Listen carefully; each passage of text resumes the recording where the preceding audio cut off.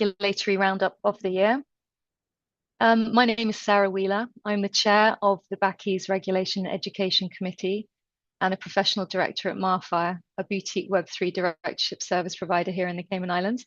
I'm also a former regulator and totally self-admitted regulatory geek. So I'm delighted to be moderating this session today to discuss the regulatory developments in crypto over the last year. I'm joined today by three wonderful fellow panelists. We'll take it in alphabetical order. So first we have Efe Avan-Nomayo, who's an associate at Walker's here in Cayman. She provides financial regulatory advice on Cayman Islands and BVI law. And prior to joining Walker's, she was in the Innovate division at the FCA, the Financial Conduct Authority in the UK. So like me, a bit of a regulatory guru. She's also a member of my Regulation and Education Committee and has played a pivotal role in helping prepare some of the consultation responses this year that we've seen and other feedback on behalf of BACI. Then we have Mike Bacina, who is a partner at NXT Law, a preeminent crypto lawyer in this space with extensive policy and regulatory experience. He's authored or edited over 1,300 articles, and probably half of those last week, to be honest. He's prolific and has even published a book. Yes, do you remember those folks? Books. And is the past chair of Australia's Digital Economy Council and a frequent speaker at many events. Last but certainly not least, we have Samuel Jacques-Cloutier, who's an independent director at Hash Directors here in Cayman Islands. Formerly, he worked for the Cayman Islands government, where he was advising on digital asset regulation, AML policy and financial services reform for over 7 years. He led to the creation, drafting and implementation of Cayman's digital asset regulatory law and is committed to helping projects and institutions manage the risks of emerging technologies while carefully balancing innovation, regulatory standards and market competitiveness. So welcome all. So what can we say about 2025? It's certainly been an extraordinary year in terms of crypto markets. It actually resembles a little bit, I don't know how many of you attending today were at the BACI holiday drinks a few weeks ago, but there's some similarity on how that went and how the year has gone, in the sense that, you know, the beginning was sort of lively, fairly moderate, anticipation in the air. Then it became totally manic with large numbers of people arriving, mayhem, a bit of shouting, and then abruptly petered out with a mass exodus of persons, a few spilt drinks, and a few people certainly feeling a bit worse for wear. But today we're looking specifically at the regulatory developments over 2025, which have also been fairly epic, both in their ambition, but also in their impact on blockchain growth and innovation. And we hope by the end of today's session that you'll have a better understanding of what changes have taken place, both here in the Cayman and overseas, and how this might impact your compliance and your business planning going forward into 2026. So before we kick off with the first question, Gladstone, would you please launch a poll? I'm going to ask you all a quick question. Question 1. Let's see if the technology is working as it should.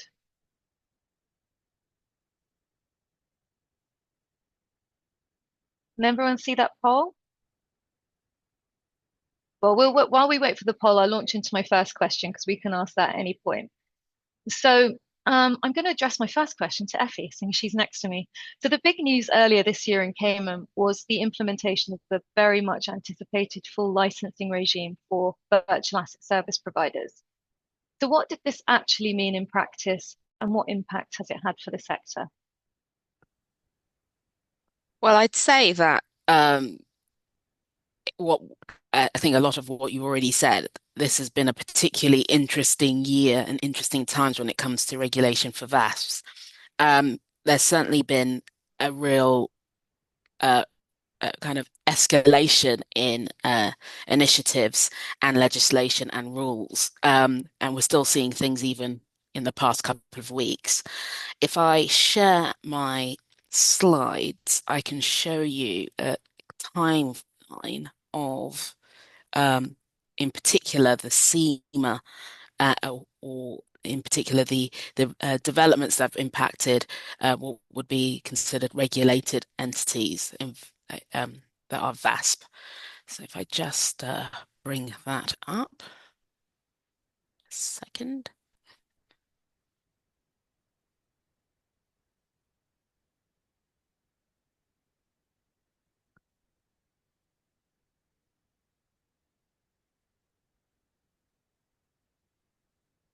Well, we need a little bit of help with that one, actually. Just a second.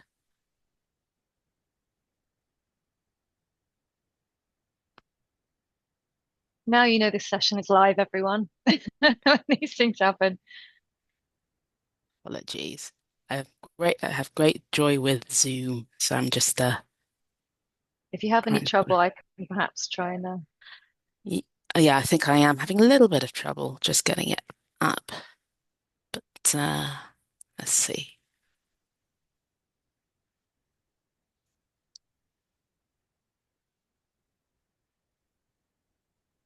Yes, I think I'm. It keeps throwing me out, I'm afraid. well, why don't you carry on? And I'll see if I can Yeah, pull it up. I think that sounds fair. So if I so I can take you through very briefly some of the um major developments we've had. Of course, the main one has probably been the launch of what's been called phase two of the virtual assets uh, service providers um, regime, uh, something that had always been anticipated in legislation. And then it came upon us, which is the introduction of a licensing regime for uh, for VASPs. Many VASPs that were already registered on Ireland would have been registered, which was in theory uh, the less onerous requirement for VASPs. The licensing regime that was introduced was intended to bring about what probably is a slightly more prudential and slightly more conduct focused regime, taking in mind what the additional risks and the additional importance that is applied to the sort of VASPs that would be licensed.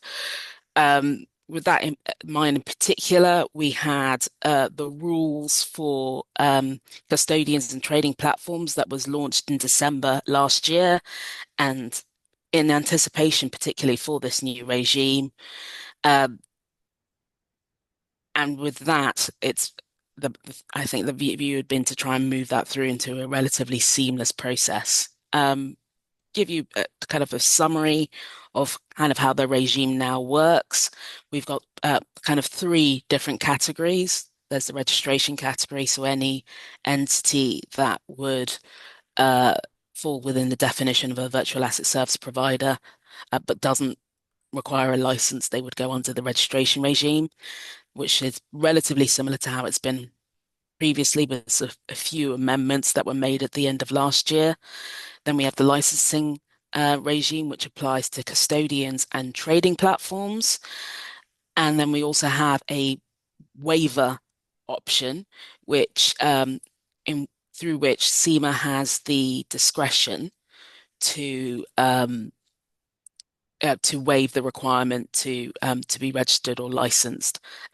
Probably something that will be used very sparingly and not something that can necessarily be relied on, but uh, it allows for that little bit of leeway when, for example, an entity is already falls within another regulated sector, and so therefore is already being supervised by SEMA.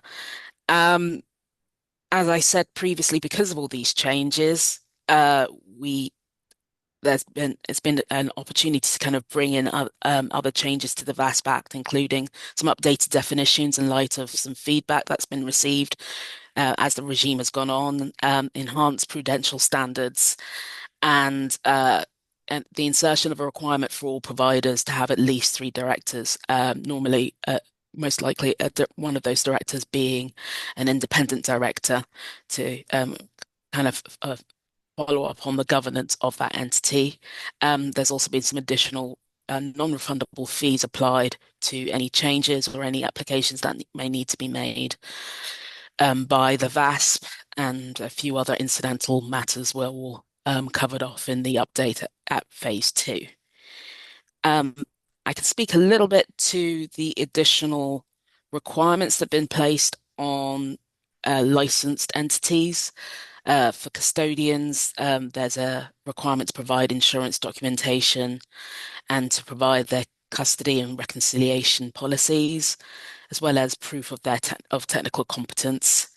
And understandably, there's a lot of focus on client protection, so a lot of focus on the appropriate disclosures that are provided with regards to client protection and what policies may be in place with regards to what information is disclosed to clients.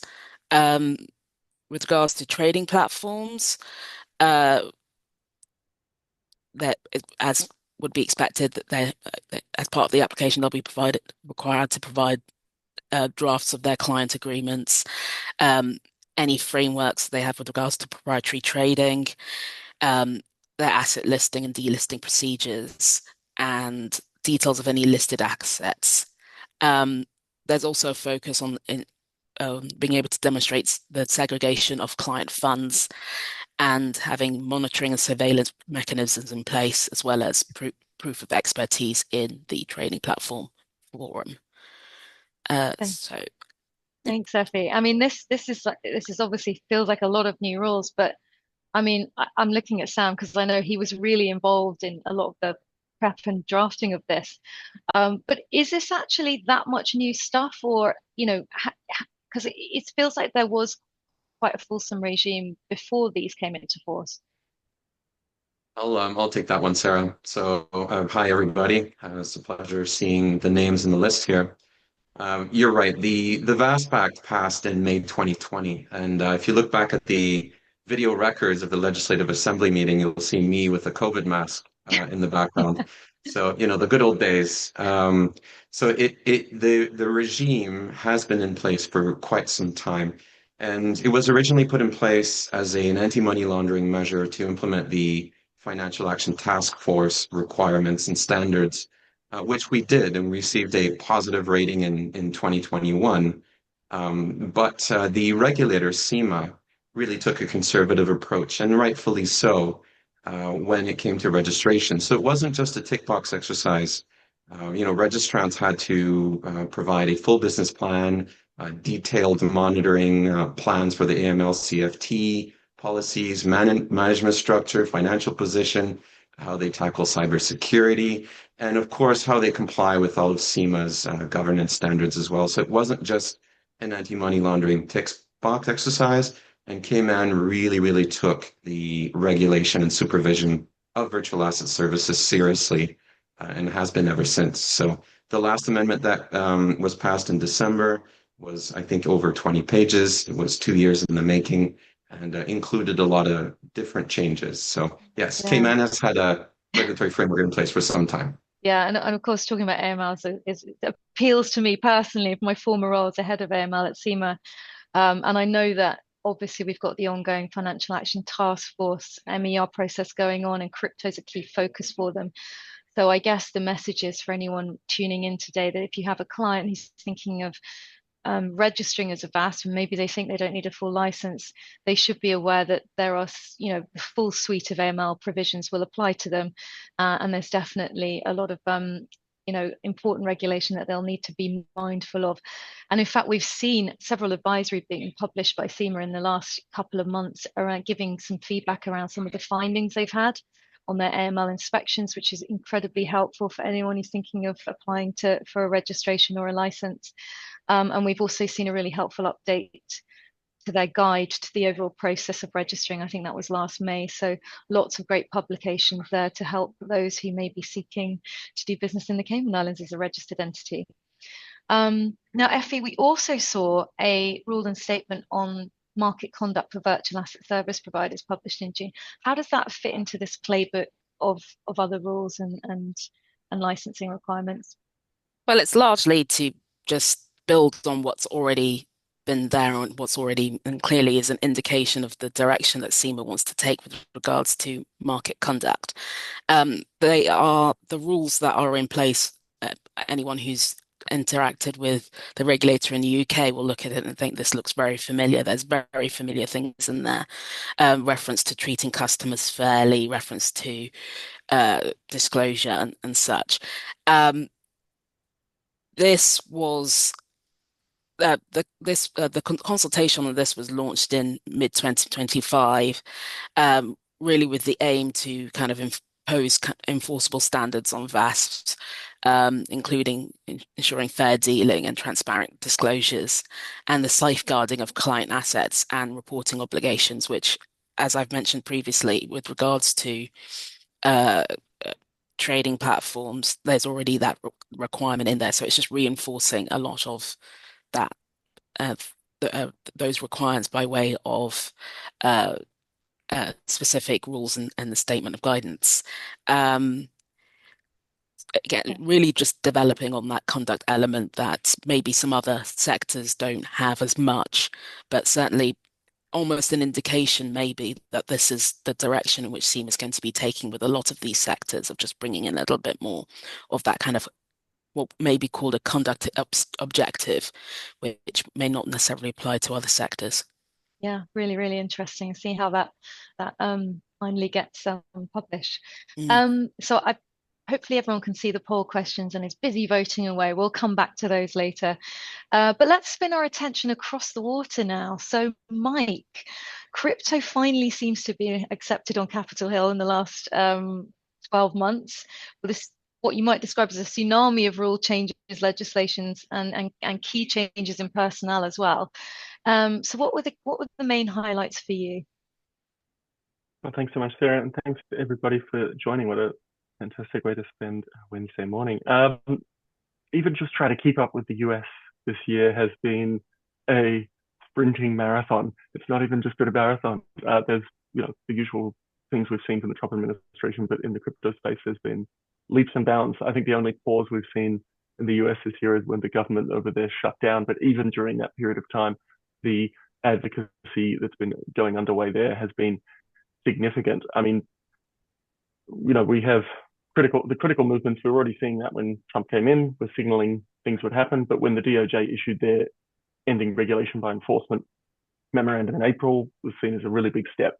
So that changes at the SEC as well. The departure of Gary Gensler and his chairship of the SEC has been seen as a very aggressive time.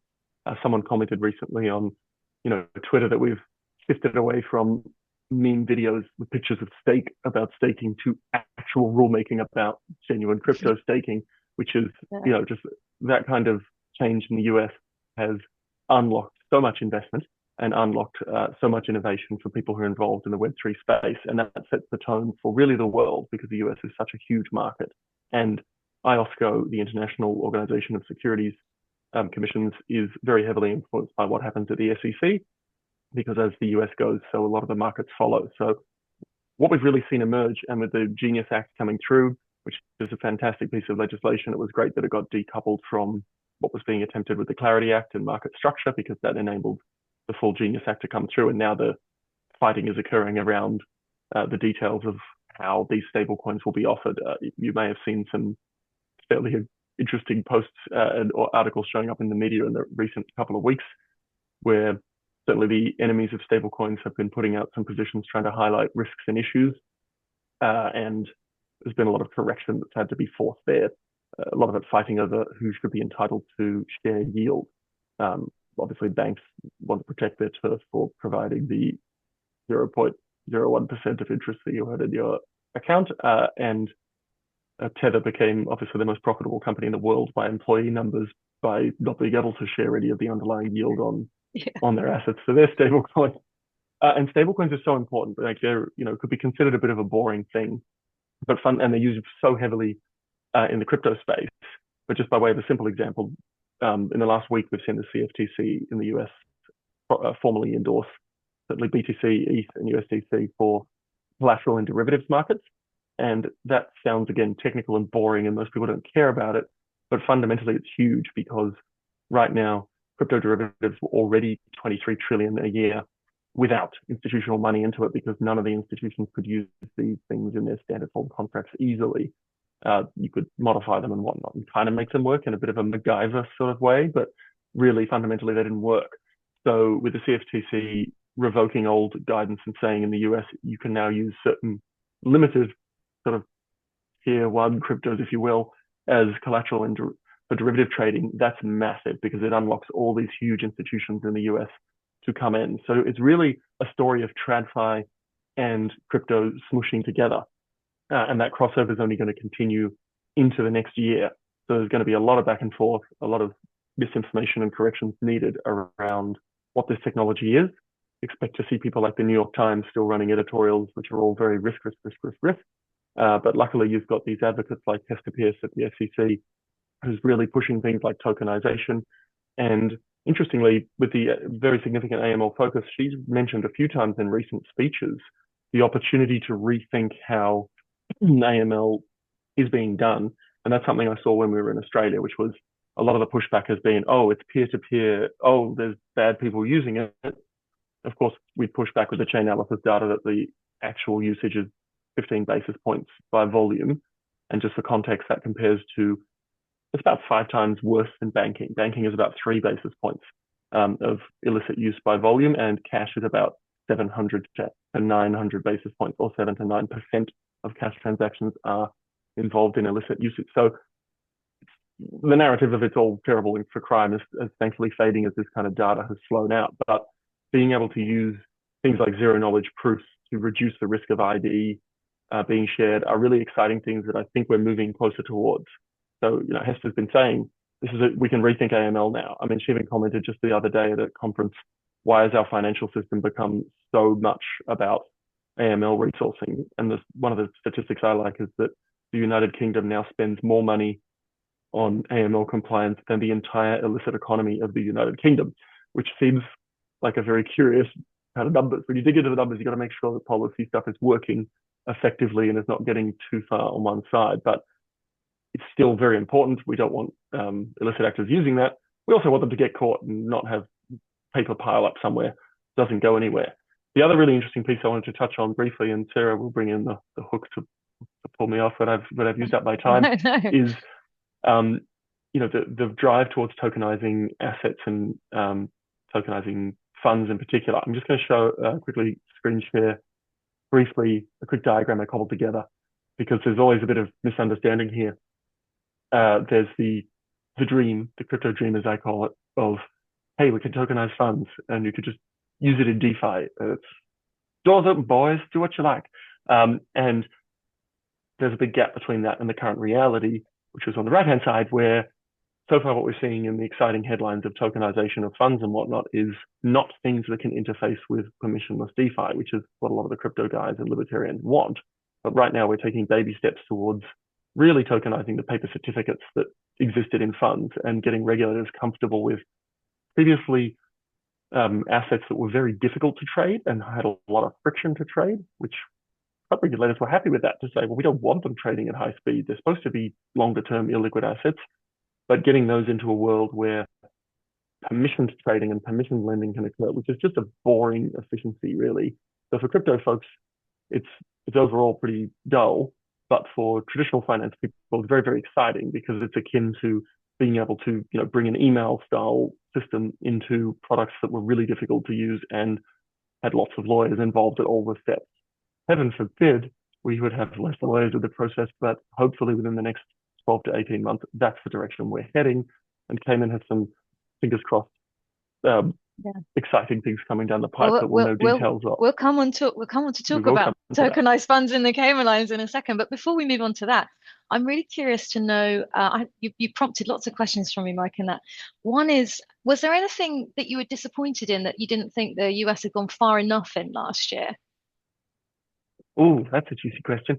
Look, I honestly wish that some of the people at the top and perhaps Trump's family had not been as openly involved in projects like I wish the Trump meme point had never happened. I think that probably hurt the global crypto standing more than anything else, because it's always useful to have a gap between those who are making the rules and those who are involved in the market very heavily, because it just creates impressions that people have taken negative views. So I think that they've gone incredibly far given how difficult the US parliamentary system is to navigate, and incredibly far with the rulemaking from the regulators there that sets a tone and starts a bit of momentum moving.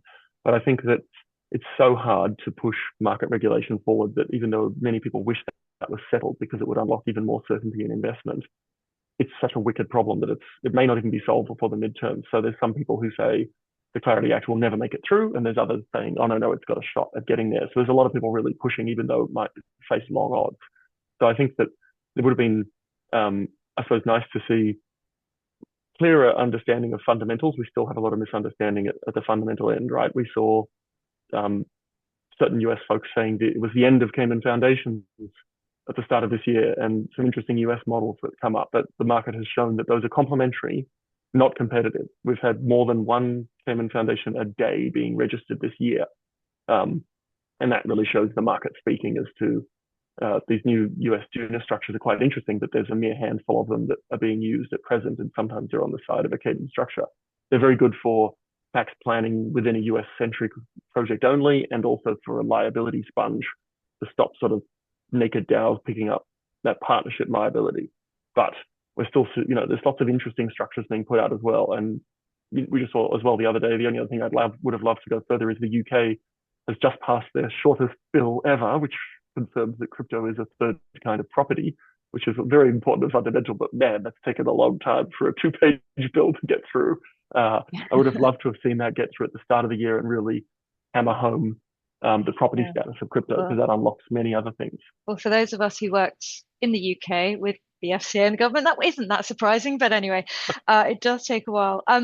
That's such interesting observations. And I mean, you talked about the kind of legislative hurdle getting through US Senate, and of course the Clarity Act. There's still no clarity on the Clarity Act. And for those of you who aren't as familiar with what these terms mean, the Clarity Act is really, what it was doing was defining which agency would be responsible for what, essentially. So you knew if you wanted to be doing virtual asset services in the US, which regulator you went to for which activity. And they're still arguing, I think, about the landscape for that. So it will be great when that's solved, but you can see there's a lot of political bun fighting on that one. It might be useful now just to see the results of our poll, actually. Gladstone, if you're able to do that. Based on what Mike's just said, the questions are quite relevant. But while we're waiting for that, Sam, I'm talking of the global landscape. Of course, something that's just come onto our plate here in Cayman is the CARF regulations, and that definitely links to a global movement for enhanced tax transparency. Can you tell us a little bit more about CARF and how that might impact Cayman? Sure, except I was going to compete for Gladstone's screen then, because I have some slides that he would be putting up. What I can say though, while the results are coming in, is that the FATF president just a couple months ago met and issued a statement saying that the #1 priority for the 5th round of evaluations will be virtual asset services. And to give a little bit of context, the FATF is the organization that has really spurred the global adoption of regulation for crypto and virtual asset services. So whereas different countries will have different standards and different requirements, the FATF standards present kind of the base that's being implemented all over the world. So it's going to be the #1 priority, which means we're going to see a lot more jurisdictions unable to disregard or ignore the AML requirements that the FATF lays out. So going into the crypto asset reporting framework, yes, just a couple weeks ago, if not 1 or 2 weeks ago, the Legislative Gazette saw the screen is going dark on my end. Yeah, so the Legislative Gazette saw the publishing of the CARF, the Crypto Asset Reporting Framework. So this was a framework that was originally put in place by the OECD and the G20. And it seeks to enhance cooperation, tax cooperation between different jurisdictions, and match the common reporting standard, which has been put in place, but for crypto services. So it was first announced by the DITC that Cayman had made a commitment in, I think it was November 2023, so a couple of years ago. And it's been in development at the OECD level for some time. And so Cayman has committed to implement the CARF framework under Wave 1. So there's 2 waves of implementation. There's about 50 countries that are in the first wave, which were essentially implementing the framework in 2026, including Cayman. And then there's a Wave 2, which will implement the framework effectively in 2027. So the wave 2 includes the BVI, the US. There's a full list of which current jurisdictions are in which wave, if you're more curious, online. So I added some definitions there. I'm not going to start reading out definitions. That's very boring.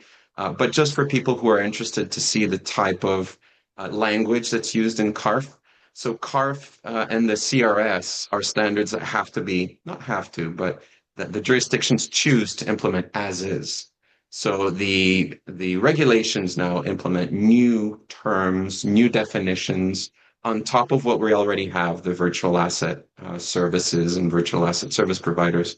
So now we have reporting crypto asset service providers, we have exchange transactions, we have what a exchange transaction is, and the definitions are quite involved. So it's quite complex.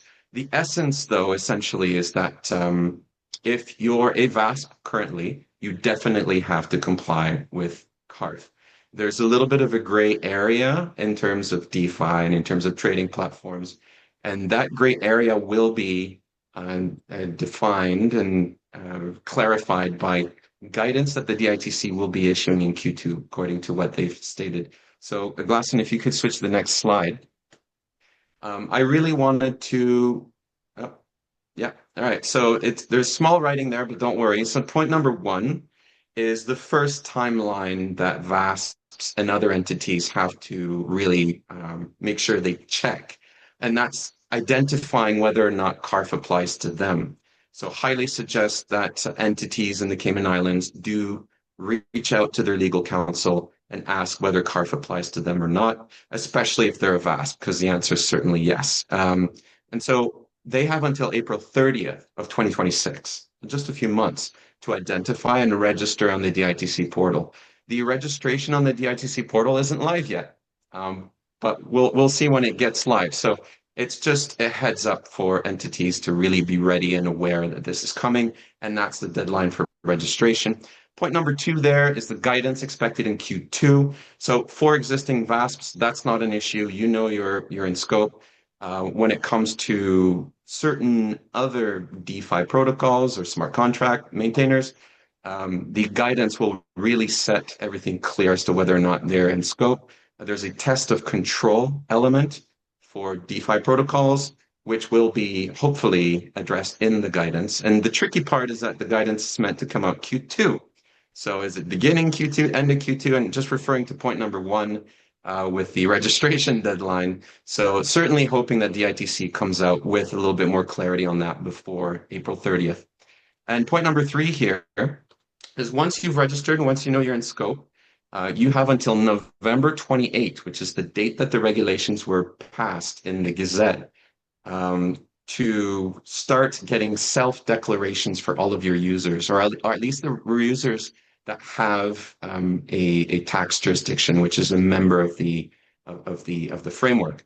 And so that is a deadline, and it's 12 months after the publishing of the regulations. And then point number 4, which is the first report. So what does that first report contain? It will contain the type of transactions, the virtual assets used, the value of the transactions. It will include some information on the tax residency of the users. There's a whole XML schema that the OECD has published where you can actually see the information that's required. It's very technical, but it's also very comprehensive. So the first report will be due June 2027. And that is for the transactions which took place in 2026. So in 2026, next year, relevant entities will have to start collecting information. And where that starting commencement, if I were to venture a guess, I'd say it's when they get the self-declaration identifying the user as a relevant user. But so the first transaction, the first report is due end of June 2027. So the timeline on this, it seems maybe that you got a whole year to comply, but when you break it down, you actually have to get on top of this quite quickly because there's cybersecurity measures. How is the information going to be stored? You have to set up the frameworks and your platforms to collect the information. So there's a lot to do here. So it's a big change. Yeah. So, and good news for Cayman Islands compliance officers who've just got a load of extra work that they need to be on top of. But yeah, that's really helpful timelines, and I'm sure there'll be more guidance and questions on that as it transpires. Now, I'm conscious that we. Oh, sorry, Effie, Sorry, I please was do. just going to add one very small thing with regards to the regime.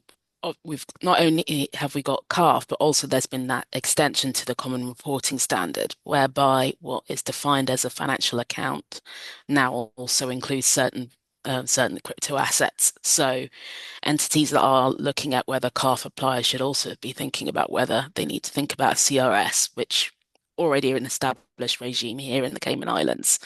But it doesn't just quite end at CARF if you need to have a look at that as well.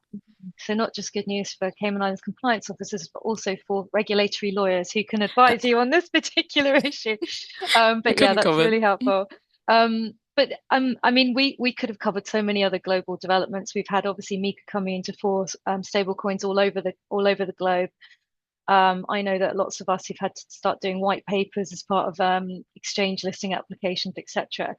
But I think we'll kind of like focus in on something that we've seen both the FCA do a consultation on, and of course a big consultation here in Cayman, which is tokenized funds. And I did say that we'd come back to this. So there was a consultation published in Cayman in September, and there was quite a lot of noise around this. So I think the expert here is Sam, who was very instrumental in this process. So what was the purpose of it, Sam? Can you tell us a bit more about that? Right. So the backdrop on this, with what I'm allowed to say, what's public record, is that some major funds went to other jurisdictions in order to tokenize, and that kind of gave Cayman a wake-up call. And there were quite a few initiatives last year to look at how we could implement that. So one of the main sticking points was the interaction between a tokenized fund and the VASPA. So would a tokenized fund be required to register under the VASP Act, et cetera? And so the clear conclusion for that was that a tokenized fund should be excluded from the virtual asset service providers regime.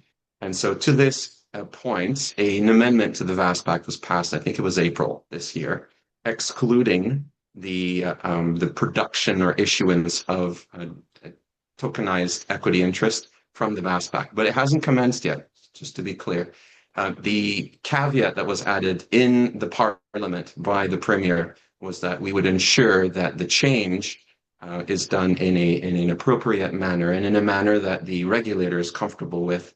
So those are his words. I'm paraphrasing. And so there were quite a few more changes that had to be done before that can be commenced. So what then happened is the regulator, CIMA, looked at, and of course, I have to say here that CIMA, we are all law-abiding citizens. There's also quite a bit of bad actors that CIMA has to deal with on a regular basis.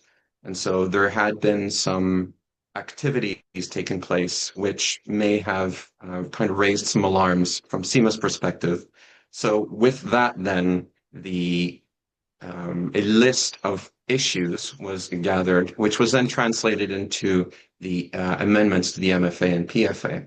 So what you saw there really, and if you're okay, I'll just give a brief outline of the policy development process. What you see there, what you saw in the consultation, and the consultation wasn't meant to be public, right? And so what was included in there was a kind of a laundry list, right, with a kitchen sink of all the potential issues, really as a way to raise it with industry professionals like everybody on this panel and a lot of people listening in order to garner feedback. And I have to say, I was still with the ministry when the feedback came in. It was the Friday. I was leaving the ministry on the Monday, and the feedback came in on Friday, and it was beautiful. The amount of feedback received by industry, the engagement was really powerful, and really, really great feedback was received, which is exactly the point of the policy development process. So I'm very confident that the regulator, the ministry who is in charge of the legislation, will be taking that feedback, very seriously and making amendments to the MFA PFA. So I'm not part of the ministry anymore. I don't know what will come of it, but just wanted to say the feedback was fantastic. And if we can see more of that next year with the future consultations, I think that will really help make Cayman a great jurisdiction to do business from. Well, I'm very pleased to get those compliments because Effie and I had to collect a lot of the feedback on behalf of BACI, and certainly there was a prolific amount, and I would agree it was all really, really helpful. I mean, Effie, could you summarize some of the kind of the main sort of pushback from industry and sort of what the kind of consensus was on a couple of the points? Certainly. I think I echo Sam's point, firstly, that it's quite positive that there was so much feedback. But the reason there was so much feedback was because this is obviously a very key sector for that many in the Cayman Islands are looking into or are already engaging in. And so has become extremely important that whatever legislation is in place is usable and future-proof. And I think that really framed a lot of the feedback that we saw and that was passed on regarding this consultation. I think probably the primary point to raise with regards to tokenized funds and traditional funds is considering what regulatory obligations already apply to traditional funds, and in particular, what additional safeguards or requirements is being placed in this legislation? Why is it being placed? And does it actually have a practical use if it is being put in place? I think the other point to raise was, I think, as Sam said, this was obviously looking at particular issues that they'd seen with regards to tokenized funds. Given how it evolves, there was some concern about maybe some of the granularity of some of the requirements that have been put in there and whether they were actually how practical it would be to actually apply. For example, with regards to the roles of administrators here, how much can the average administrator do here when it comes to this?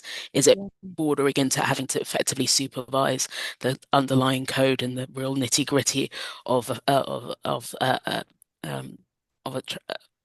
these funds, when actually, as opposed to looking at the kind of practical and the prudential and slightly higher level requirements?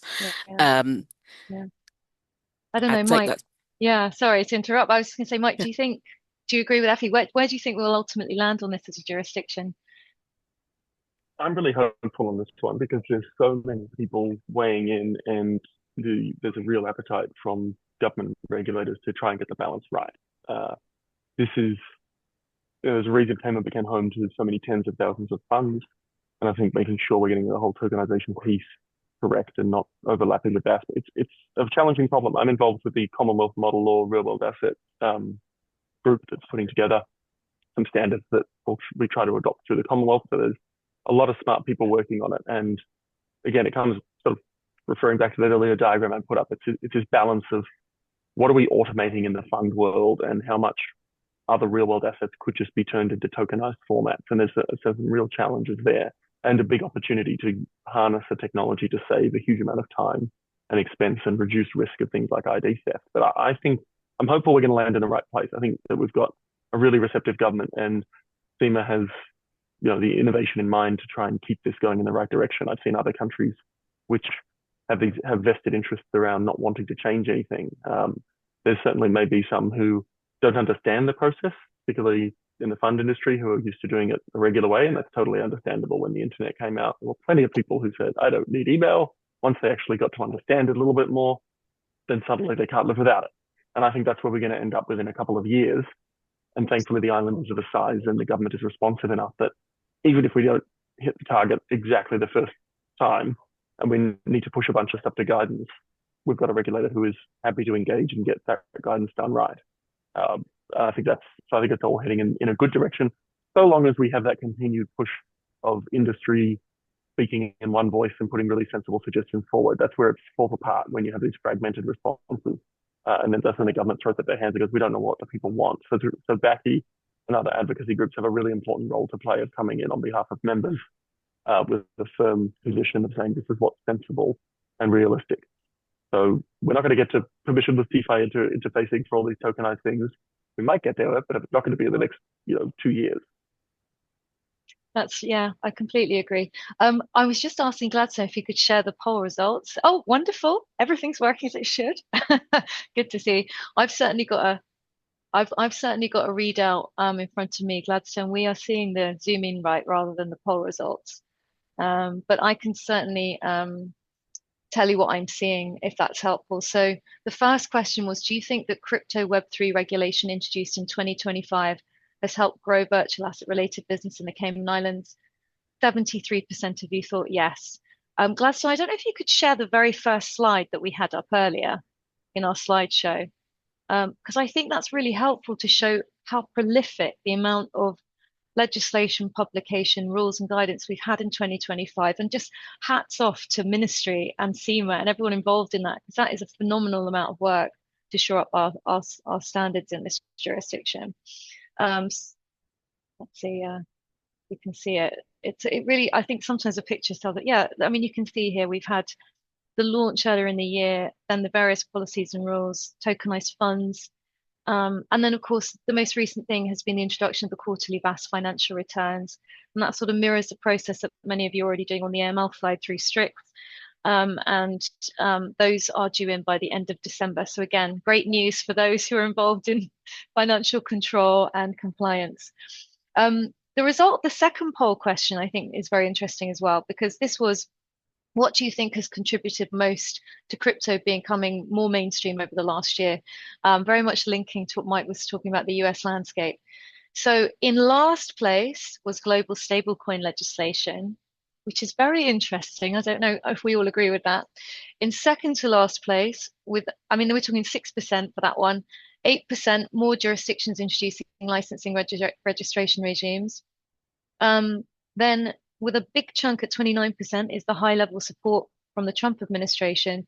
But the vast majority of you, 56%, thought that it was the institutional adoption of crypto that has most contributed to crypto becoming more mainstream over the last year.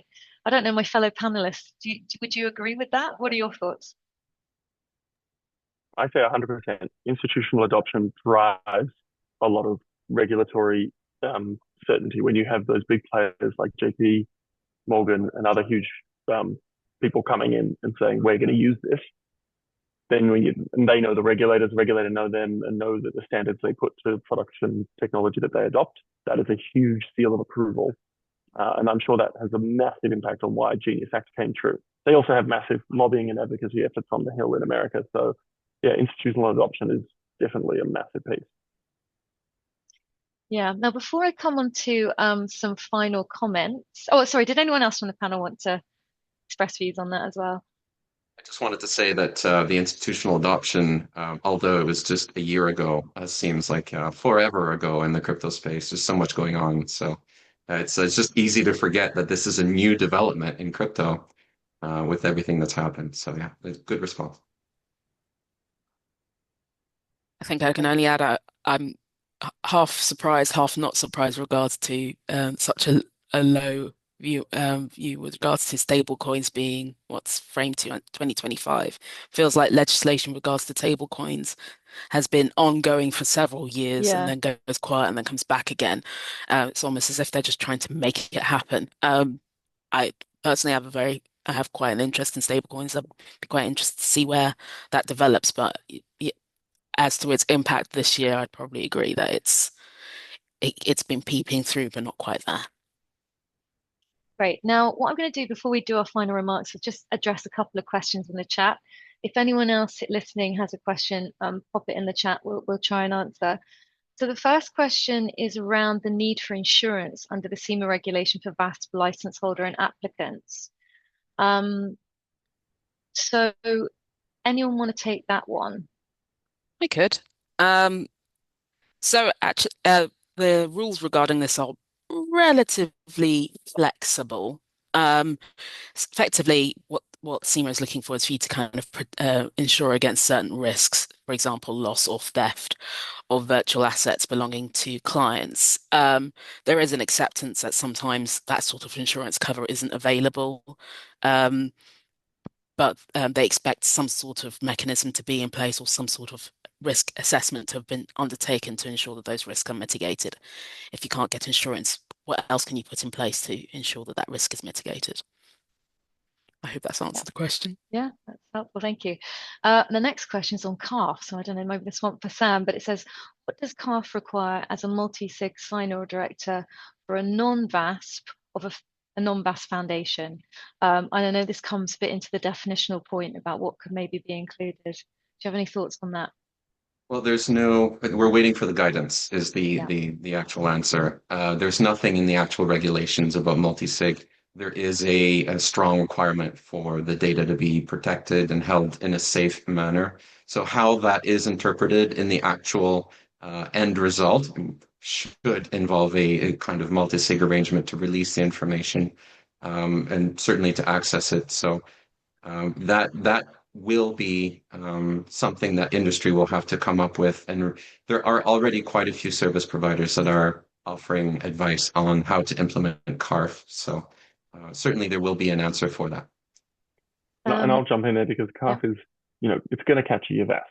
But if you're talking about foundations that are managing treasuries and indeed DAOs, if they're not handling somebody else's crypto, then it's not nearly as straightforward and clear cut, and it's highly likely to not be in CARF at all. So it depends what the multi-sig is for. If you're multi-sigging because you're managing someone else's crypto, then you're probably going to get caught by CARF. Just remember, CARF is all about preventing tax avoidance and people who have other people managing their stuff, not reporting back the tax to the home country. So that's sort of think of the principles behind it. The guidances will be very valuable on the precise minutiae, but you kind of have a bit of an idea of the direction it's going. But there's definitely been some confusion. There's been a lot of people saying, am I in CARF just because I'm a foundation, or is a DAO in CARF? Where does it start and stop? So the exact lines will be drawn, but we have a reasonable idea of where it's going to head. Yeah, great.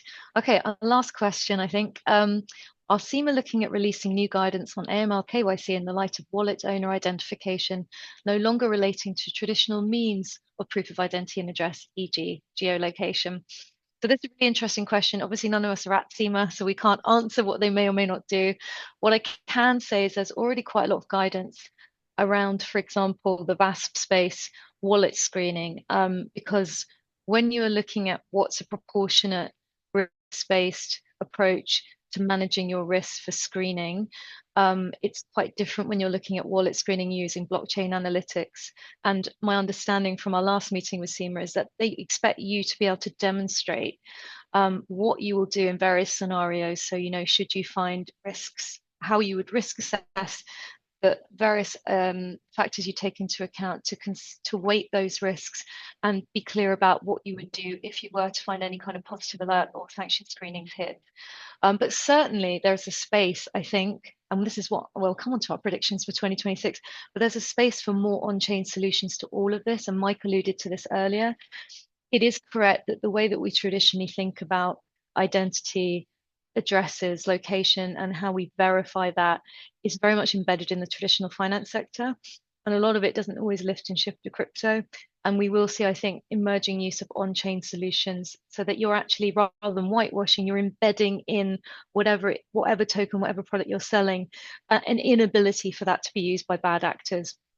Well, I think that's a topic for a whole other day, which we'd be very glad to do in a few months' time, I'm sure. But at this stage, I'm just going to say to all my panelists, a rather difficult question, and I'm going to put you on the spot. If we were here in 1 year's time, what would you say the biggest developments of 2026 would be for crypto? So perhaps I'll start with Efe and move across my screen as I can see, which is Efe, then Sam, and then Mike.